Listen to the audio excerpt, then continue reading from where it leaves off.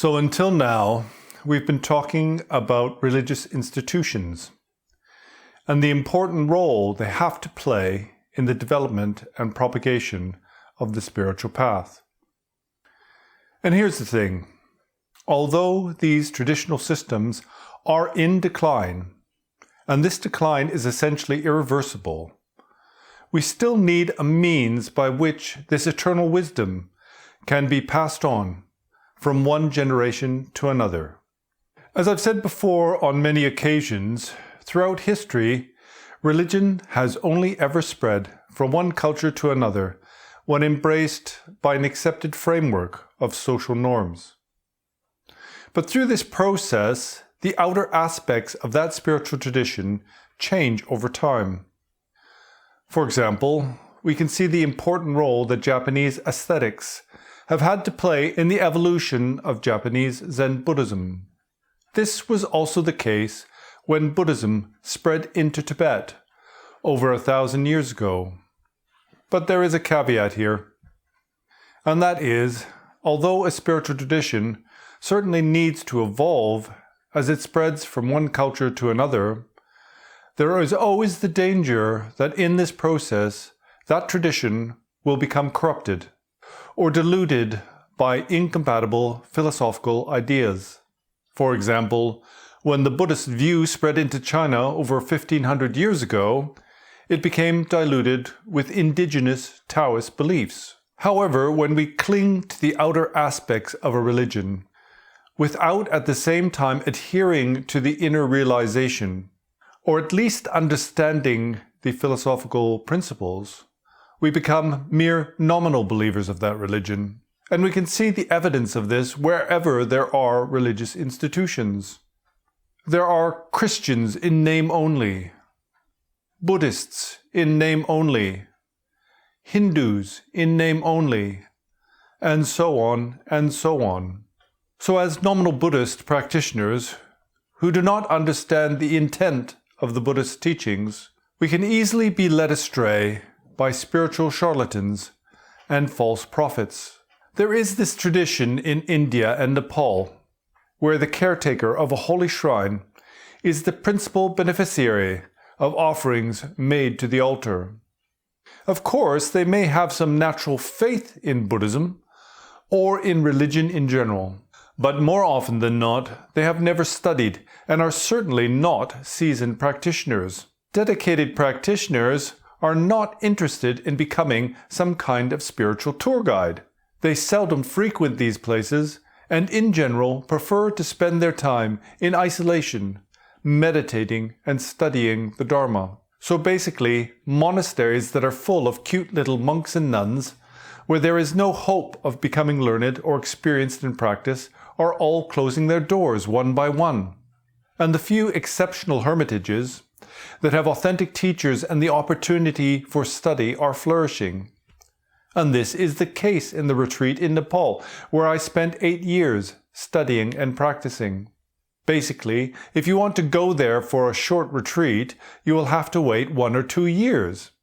And it's even more difficult if you want to stay there long term. Not that long ago, I heard that Gyaltsab Rinpoche had built a very ornate Vajrayana retreat center in India. But the last time I checked, the place was basically empty. And the situation is similar in the West, where many retreat centers are finding it difficult to fill their retreat rooms. Of course, it would be a different story if these places had an authentic master with a good reputation to guide and care for their students. But this is the main point, and the reason why the Dharma is in such decline, and also highlights the importance of these traditional spiritual institutions. As I mentioned recently in other videos, associated with any monastery, there are what are called the 3 wheels of activity: the branch of education, the branch of practice, and the branch of activity. And that is where the necessary funds are raised to support the other 2 principal branches and also the monastic community. As previously mentioned, the transmission of the Buddha Dharma has 2 aspects.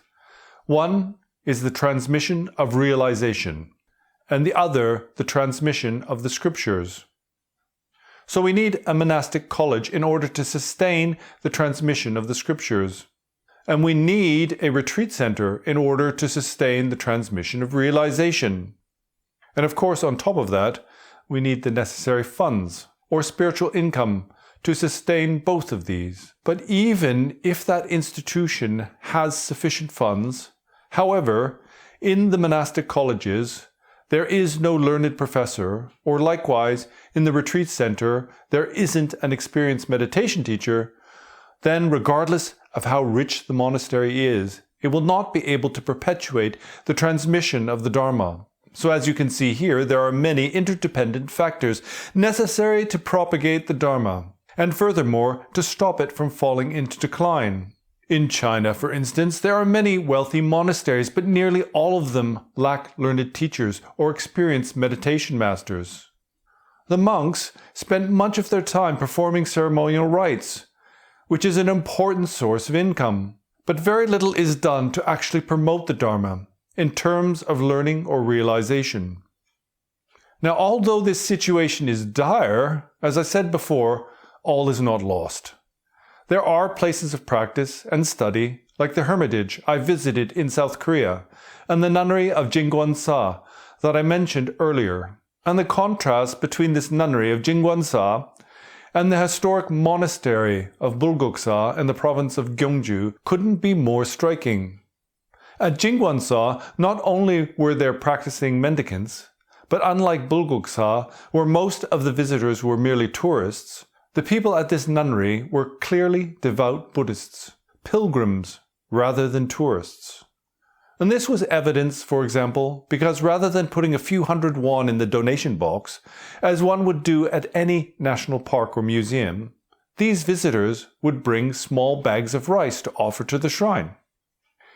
This shows that they had an understanding of the purpose of giving dana, or making offerings, to the monastic community. It is a sign they understand the role of providing the basic necessities for those nuns so that they can dedicate themselves wholeheartedly to their practice and develop spiritual qualities without having to engage in gainful employment.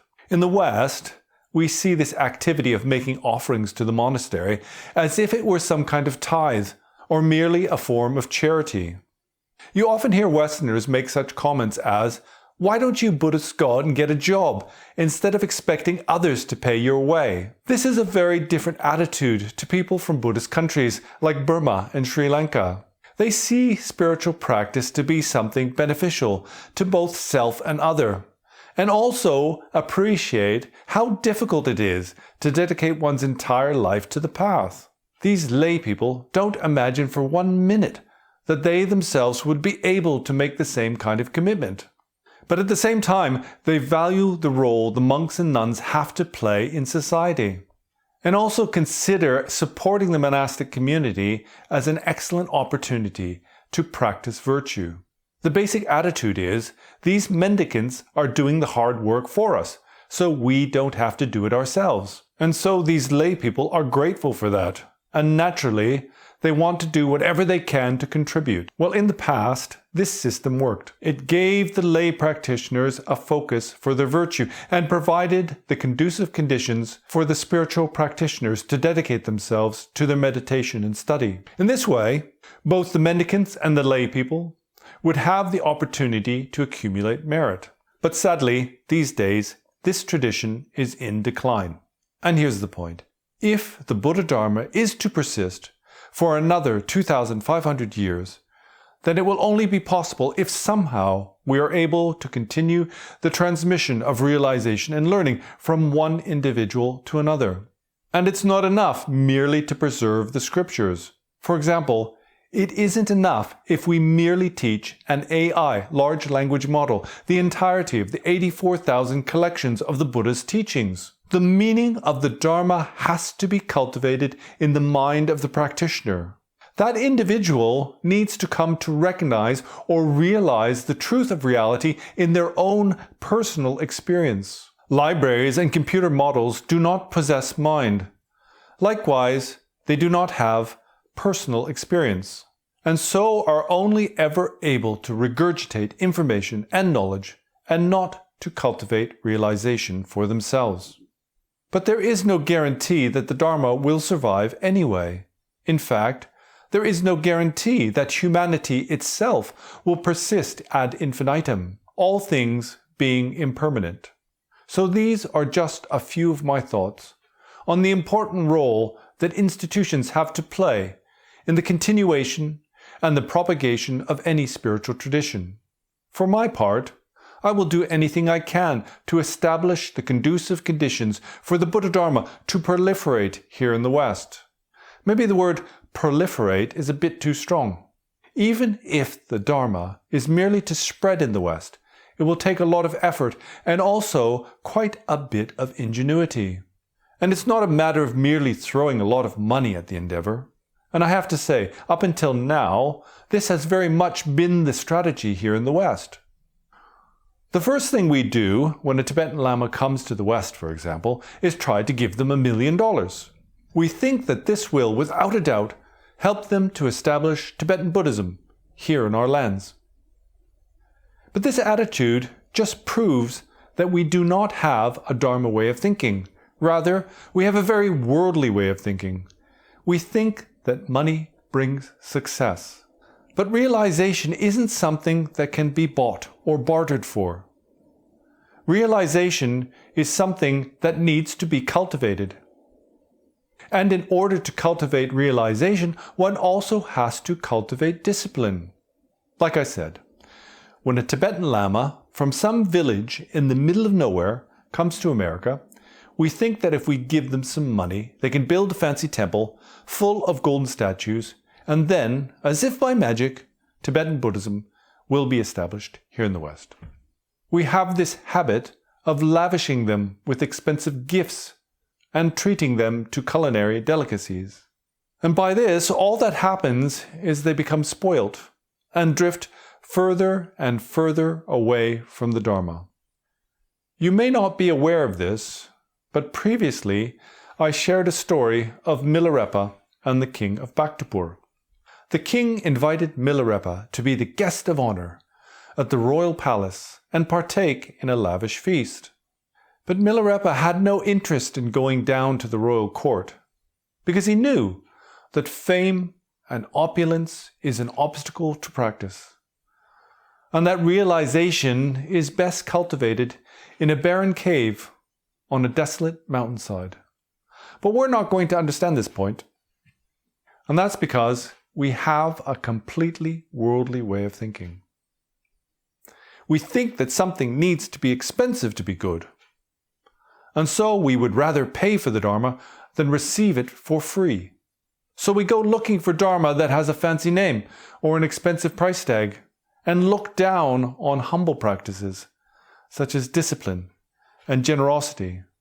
Well, in Korea at least, I have to say that these religious institutions are successfully reinventing themselves.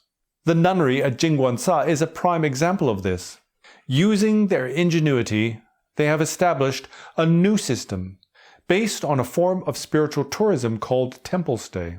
People come to the monastery for a holiday, where they can get a taste of monastic life, staying in traditional Korean houses and eating traditional temple food. And in this way, they provide for the livelihood of a small community of serious practitioners in their pursuit of spiritual qualities such as discipline, meditative concentration, and learning.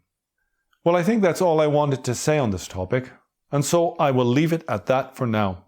I hope you've enjoyed the images that I captured on my recent visit to the monasteries of South Korea, and also that you will consider some of the important points I've tried my best to explain in this short video. It truly is my wish that you should progress swiftly along the spiritual path and eventually achieve final awakening, that is a state of total liberation from mundane suffering. So good luck with your practice. And until next time, see you later.